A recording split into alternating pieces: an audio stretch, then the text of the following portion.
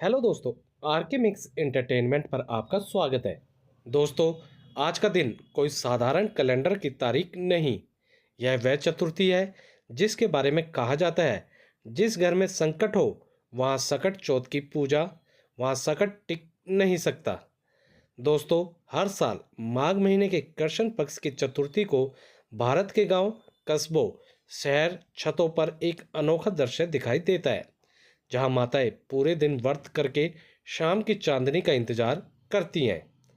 दोस्तों, जहां गुड़ तिल की खुशबू घर आंगन को मीठा बनाती है, जहां बच्चे मूंगफली रेवड़ी की थाली पर नजर गड़ाए रहते हैं और घर की स्त्रियां रात के आकाश को देख देख कर पूछती हैं, चांद निकला क्या। यही है सकट चौथ, जिसे संकष्टी चतुर्थी या तिलकुट चौथ भी कहा जाता है और जिसका पूरा अर्थ ही है संकट का अंत। इस व्रत को विशेष रूप से महिलाएं रखती हैं। यह व्रत संतान शांति, संतान दीर्घायु, दिमाग की तीक्ष्णता, परिवार की सुरक्षा और आर्थिक सामाजिक बाधाओं को खत्म करने के लिए माना जाता है। आप जितने भी बड़े बड़े संकट सोच लें, कोर्ट कचहरी के मुकदमे, नौकरी व्यवसाय में रुकावट, धन की हानि, कर्ज, गृह दोष, रोग, सबके निवारण का व्रत कहलाता है सकट चौथ। और यह भरोसा यूं ही नहीं आया, इसके पीछे एक गहरी कहानी, एक पुराण प्रमाण और एक मातृत्व की आंधी है। यह चतुर्थी चंद्रमा से जुड़ी है, क्योंकि चंद्र मन को नियंत्रित करता है और मन ही जीवन का सबसे बड़ा कष्ट और सबसे बड़ा उपाय होता है। इसलिए संकष्टी चतुर्थी पर रात को चंद्रोदय की प्रतीक्षा अनिवार्य कही गई है। व्रत तभी खुलता है जब चंद्रमा दिखाई दे और उसे दूध, जल, गुड़ से अर्घ्य दिया जाए। यह प्रक्रिया केवल धार्मिक भाव नहीं, मन शांति और मानसिक नियंत्रण का प्रतीक है। सुबह स्नान, स्वच्छ वस्त्र, व्रत संकल्प, दिन भर संयम, शाम को गणेश की पूजा, दुर्वा, सिंदूर, मोदक, मूली, गन्ना, तिल, गुड़, ये सब इस व्रत का मुख्य हिस्सा है। बिहार झारखंड में इसे तिलकुट चौथ इसलिए कहा जाता है क्योंकि उस दिन तिल गुड़ का तिलकुट बनता है। उत्तर भारत में महिलाएं मूली का भोग लगाती हैं, क्योंकि मूली को शारीरिक आंतरिक शुद्धि का प्रतीक माना गया है। कहीं कहीं गन्ने की जोड़ी चढ़ती है, क्योंकि गन्ना जीवन मधुरता और रक्त शुद्धि का प्रतीक है। यह सिर्फ एक परंपरा नहीं, एक साइंस भी है। सर्दियों में तिल गुड़ शरीर को गर्म रखते हैं, खून को दुरुस्त करते हैं और हार्मोनल संतुलन को बेहतर करते हैं। लेकिन कहानी यहीं पूरी नहीं होती। सकट चौथ की असली आत्मा उसकी कथा में बसती है। वह दृश्य कैलाश का है, जहां हम हिम चादरों के बीच शिव पार्वती का निवास है। एक दिन माता पार्वती जी स्नान को जा रही थी। वे चाहती थी कि निजी कक्ष में कोई प्रवेश न करे। प्रेम और ममता ने उन्हें प्रेरित किया और उन्होंने अपने शरीर की ऊर्जा से एक बालक रचा, मजबूत, तेजस्वी और आज्ञाकारी। उन्होंने उसे आदेश दिया कि जब तक मैं बाहर ना आ जाऊं, किसी को भी अंदर मत आने देना। बालक ने आदेश को धर्म मान लिया। तभी महादेव शिव आते हैं, अपने ही कक्ष में, अपने ही घर में प्रवेश करना चाहते हैं। बालक उन्हें रोक देता है। शिवजी आश्चर्यचकित, फिर क्रोधित।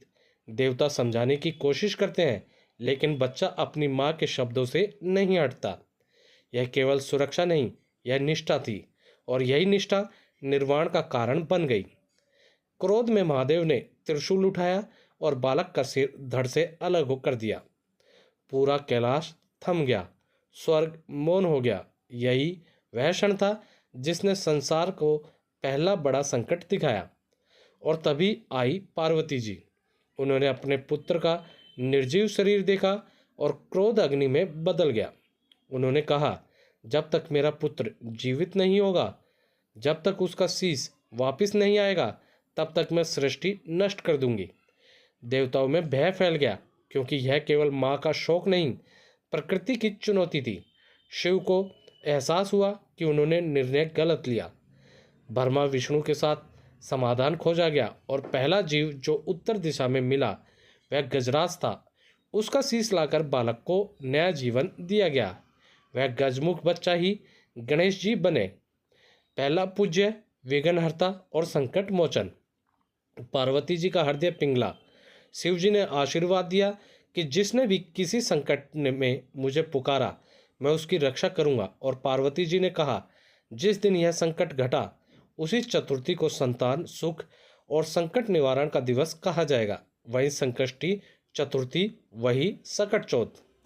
कथा में एक और मोड़ आता है जब गणेश जी के जन्म उत्सव पर चंद्रदेव जी ने उनका उपहास उड़ाया। चंद्र की हंसी ने गणेश जी को क्रोधित किया और उन्होंने श्राप दिया कि जो भी मेरी चतुर्थी के दिन चंद्र दर्शन करेगा वह कलंक का भागी बनेगा। इससे देवता परेशान हुए क्योंकि यह श्राप समाज में भय फैला सकता था। तब गणेश जी ने समाधान दिया कि जो व्यक्ति इस दिन व्रत रखेगा, पूजा करेगा, कथा सुनेगा और अंत में चंद्र को आधर्य देगा, उसके जीवन का कलंक, दोष और बाधाएं मिट जाएंगी। यही कारण है कि रात को चंद्रोदय के बाद आधर्य देना धार्मिक, वैज्ञानिक दोनों दृष्टियों से महत्वपूर्ण माना गया। सकट चौथ की दूसरी प्रसिद्ध कथा राजा हरिश्चंद्र की कहानी से जुड़ी है, जिनका पुत्र रोगग्रस्त था, मृत्यु के करीब था। एक ब्राह्मणी ने उन्हें राह दिखाई कि सकट चौथ का व्रत कर लो। गणेश संकट मोचन है। रानी ने व्रत रखा, संकल्प लिया और उनके पुत्र की मृत्यु छाया हट गई। इसे संतान रक्षा का प्रमाण माना गया और आज भी महिलाएं अपने बच्चों की सलामती के लिए यह व्रत रखती हैं। आज के समय में जब शहरों में व्यस्तता और नौकरी व्यापार की भागदौड़, रिश्तों में तनाव, स्वास्थ्य की चिंताएं, तो सकट चौथ लोगों को मानसिक संतुलन और परिवार आस्था की डोर से बांधता है। जब महिलाएं निर्जला व्रत रखती हैं, यह शारीरिक संयम और मानसिक अनुशासन होता है। शाम की पूजा में दुर्वा, मोदक, गन्ना, मूली यह प्रकृति का उपचार है। रात को चांदनी देखना, उसे अधैर्य देकर मन को शांत करना, यह तनाव का इलाज है। यही कारण है कि सकट चौथ केवल धार्मिक अनुष्ठान नहीं, यह एक भावनात्मक सुरक्षा कवच है। यह माता पिता को यह विश्वास देता है कि भगवान गणेश उनके बच्चों की रक्षा करेंगे। यह परिवार को यह भरोसा देता है कि कठिन वक्त में कोई अदृश्य शक्ति उनका हाथ पकड़े है। यह मन को यह कहता है कि संकट आया है पर अब जाएगा। और अंत में यह व्रत हमें 3 सीखें देता है।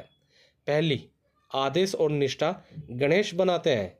दूसरी, क्रोध में निर्णय शिवजी को भी भूल करा सकता है।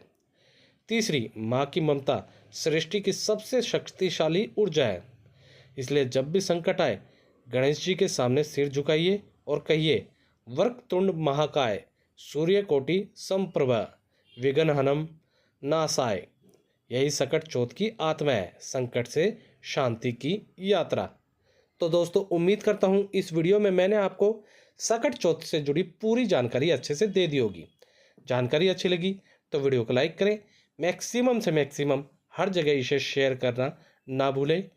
कमेंट सेशन में दोस्तों ओम गणेशाय नमः लिखना ना भूलें।